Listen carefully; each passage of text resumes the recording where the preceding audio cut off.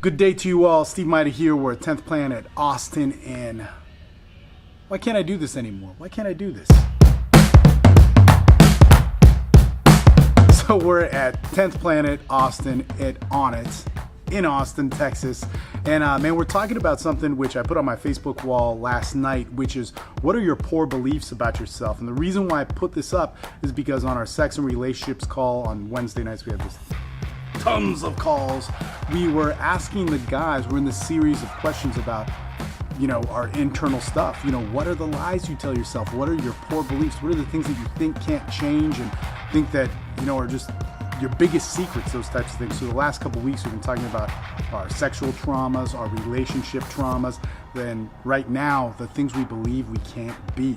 And so I put this on my Facebook wall, which is super cool because both women and men are contributing to it, which is really the goal here. Man, the last week I've started to post stuff and it's just been so much hatred from men towards women. It's crazy, which I get and I understand and I want to understand you, but you need to realize that the end goal is that we need women, and women need men, and somehow you guys got to get along, and usually the pain that we have revolves around that.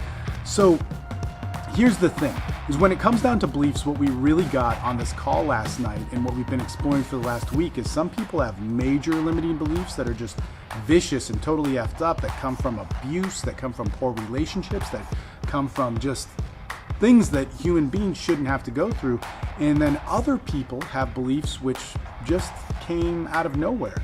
And here's the thing that we get from this. There's a story in all of our heads that we tell ourselves. But the biggest problem is the story we tell ourselves, why we can't resolve that bad story. And so what we see here, even on that Facebook post, is that when people have these bad beliefs, they think, oh, it's not that big of a deal, I'm not going to worry about it. Or it was like I was abused as a child or had this sort of trauma that I'm not going to worry about it.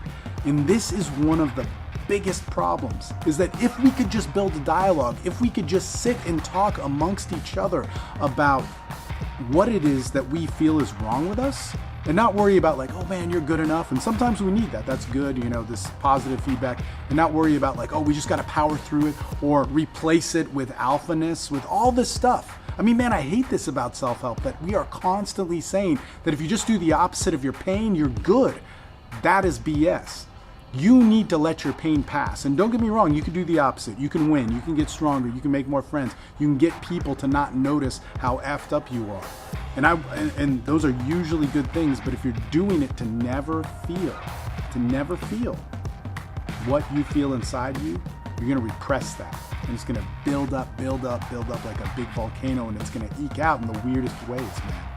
So this is really an important discussion that we could have, man.